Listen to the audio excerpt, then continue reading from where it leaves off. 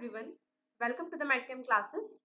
तो कल हमने आधे क्वेश्चंस सॉल्व किए थे पार्ट 1 में। ठीक है, विमल सर ने आपके साथ कुछ क्वेश्चंस का डिस्कशन किए थे। ठीक है, 40 टू 45 क्वेश्चंस हमने ऑलरेडी कल डिस्कस कर लिए थे और आगे के जो भी क्वेश्चंस हैं आज हम वो डिस्कस कर रहे हैं इन द पार्ट 2। ओके, तो देखिए ये एक क्वेश्चन आपको आया था on the basis of the Orgel diagram. मैंने ये क्वेश्चन आपको कई बार करवाया है, हमारे असाइनमेंट में भी ये क्वेश्चन है। क्रोमियम+3, क्रोमियम+3 का मतलब होता है D3।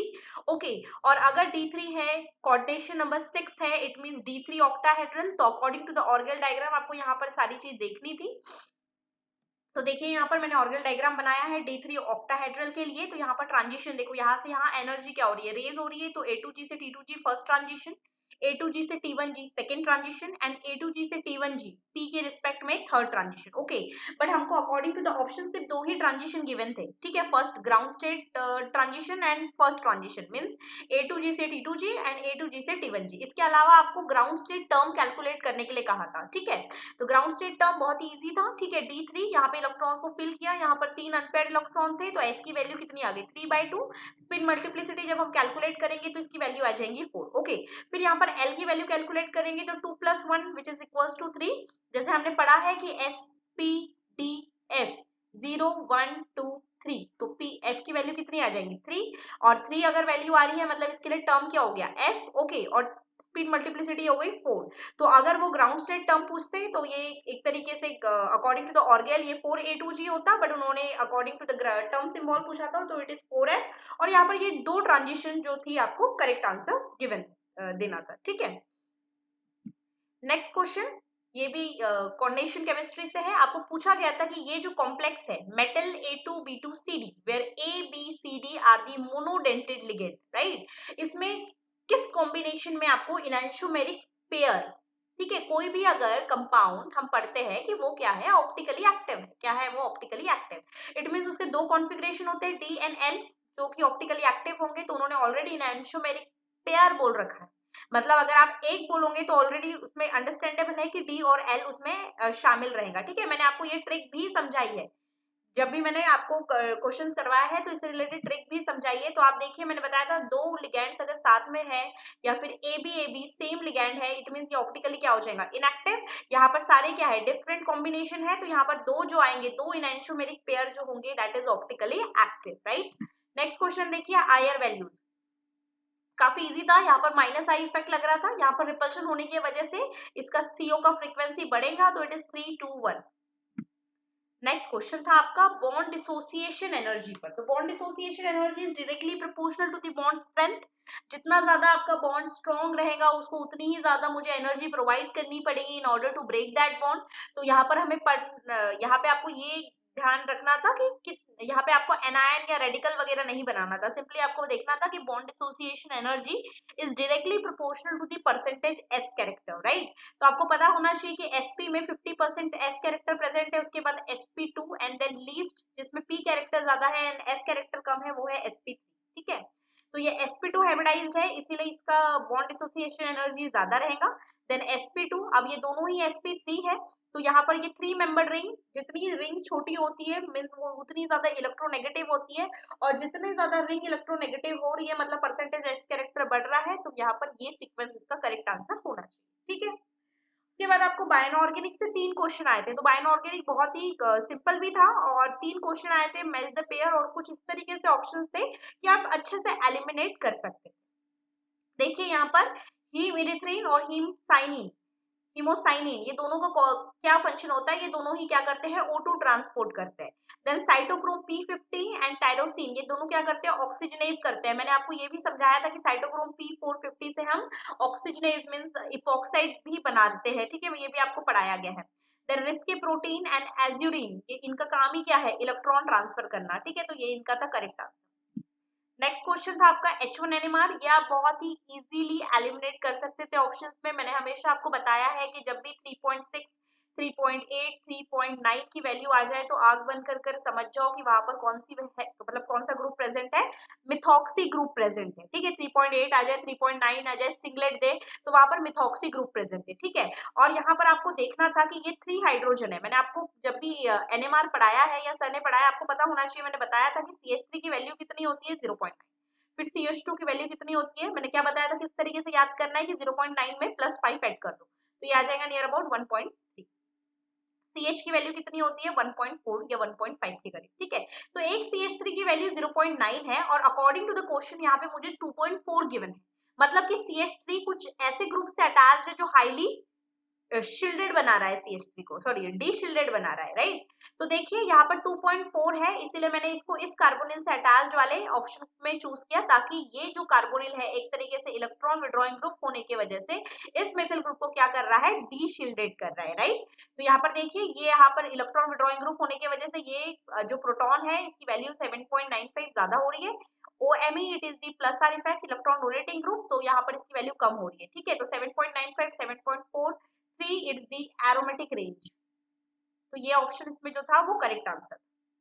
नेक्स्ट क्वेश्चन, हमेशा हमने पढ़ रखा है कि 2+2 रिएक्शन फोटोकेमिकल कंडीशन में ही पॉसिबल है, बट किटीन के साथ ये थर्मल कंडीशन में भी फिजिबल हो जाती है। तो ये आपको क्या गिवन था, ये था किटीन, ठीक है।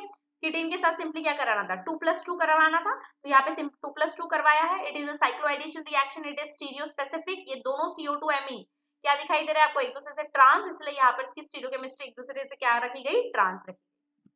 नेक्स्ट क्वेश्चन, हाँ ये बहुत ही इजी क्वेश्चन था। देखिए यहाँ पर आपको दिया था कि M/Z वैल्यू 84 है, ठीक है। कोई बेस पिक की वैल्यू भी यहाँ पर गिवन थी जो मुझे अभी याद नहीं है, ठीक है। फिर यहाँ पर आपको गिवन था कि H1 में 1.4 ppm का एक सिग्नल आपको मिल रहा है, ठीक है।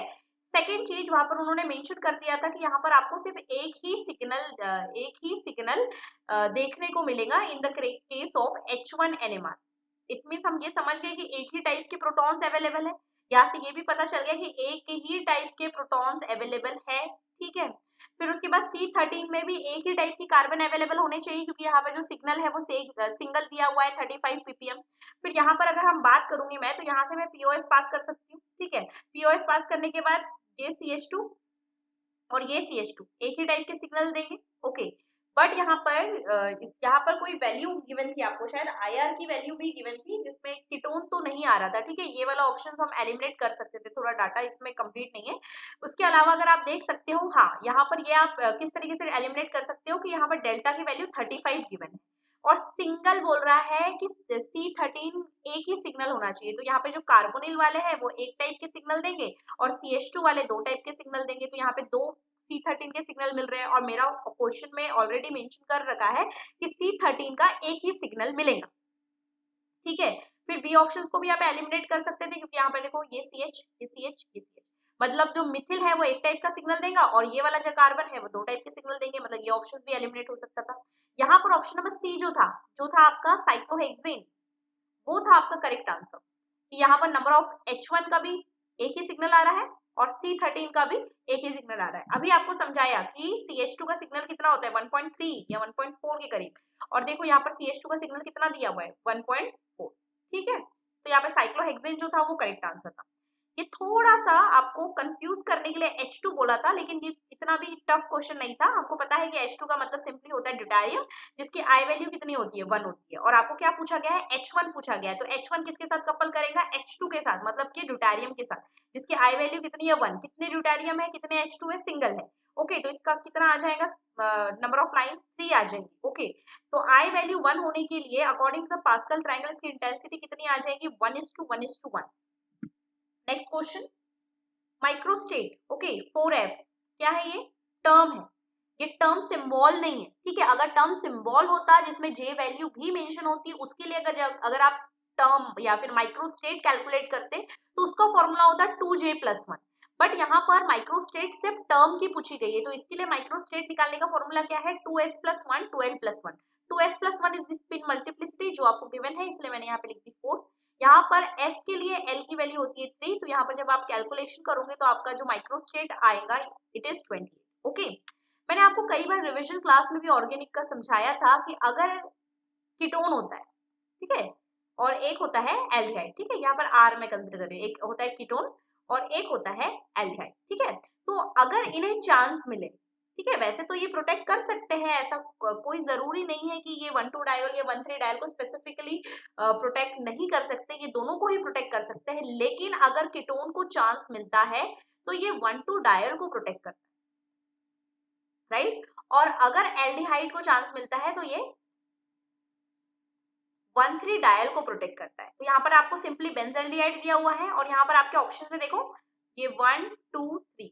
वैसे तो आप ये डायरेक्टली समझ जाते हैं क्योंकि ये दोनों ही एक दूसरे से ट्रांस है और ये सेम साइड है, तो सेम साइड 1,3 डायल को ये क्या करेगा, सिंपली प्रोटेक्शन। और एक क्वेश्चन था आपका प्रोटेक्शन का, आई थिंक उसका आंसर DDQ होना चाहिए।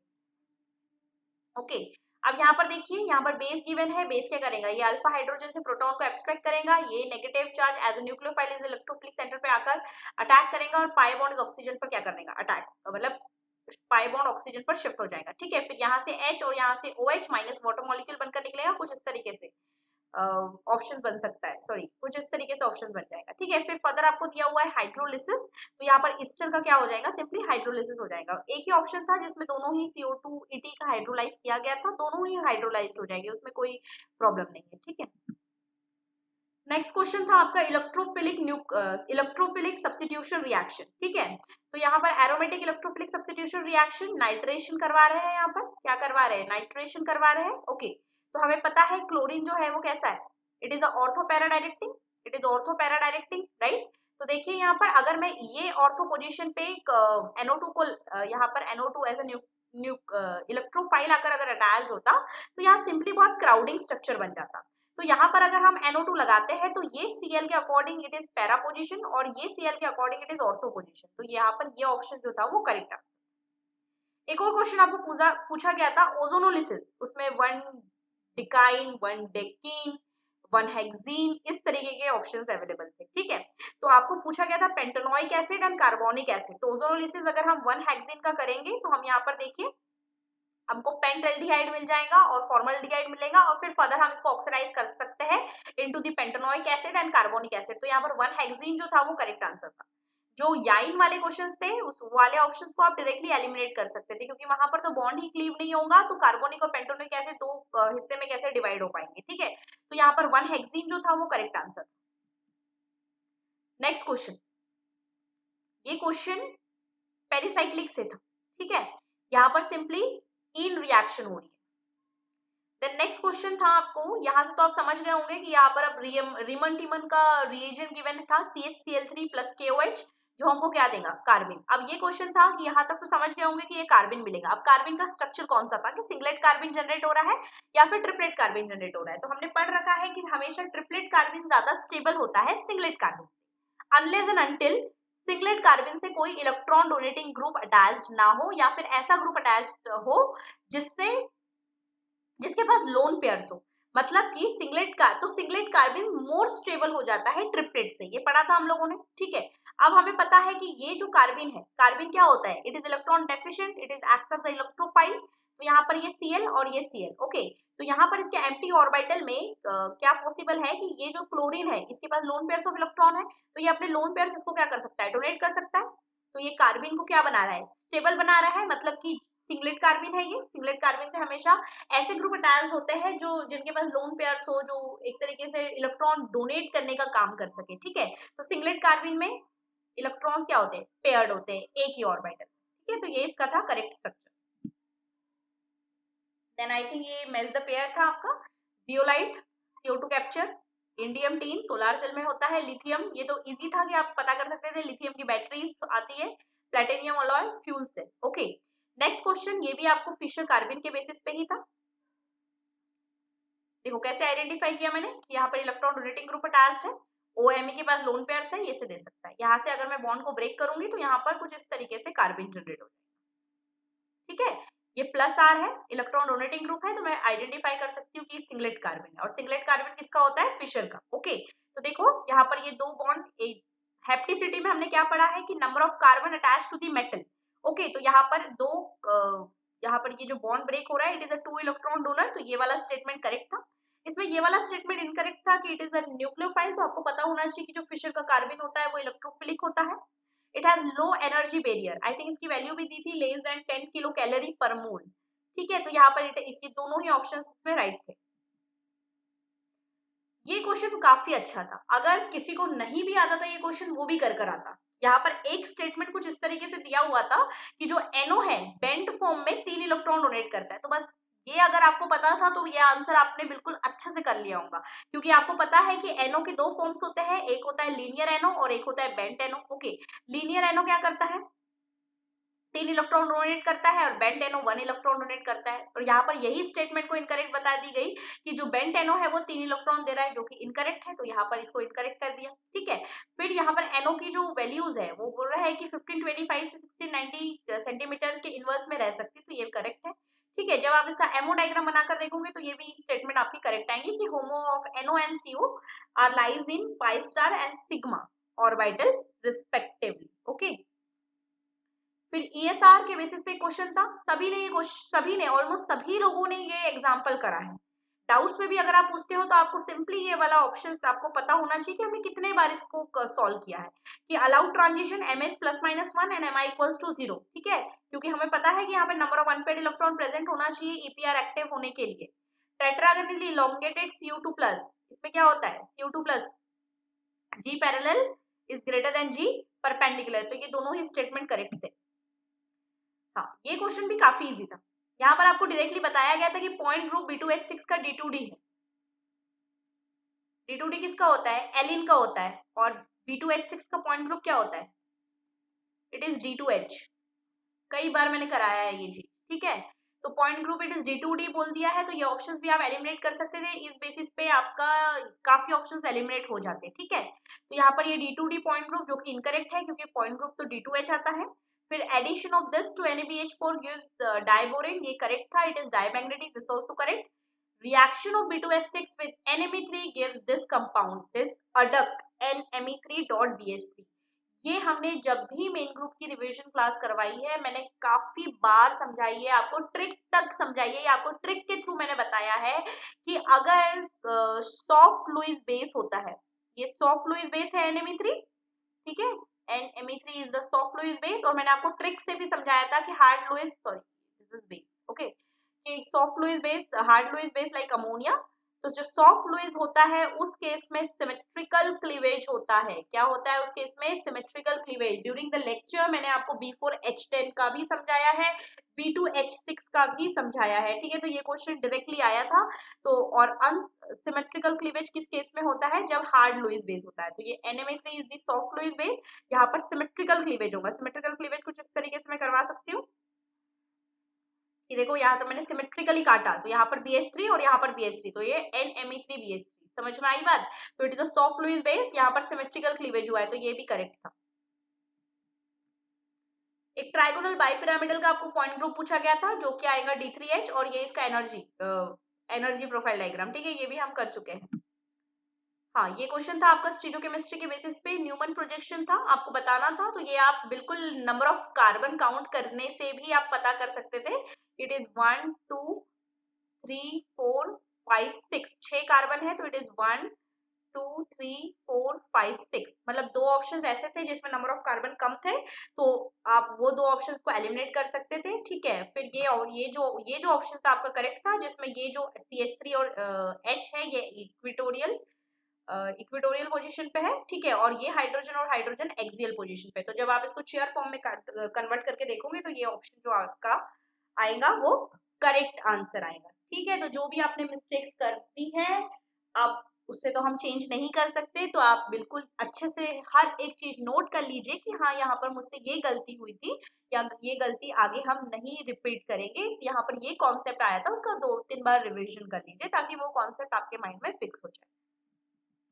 Thank you.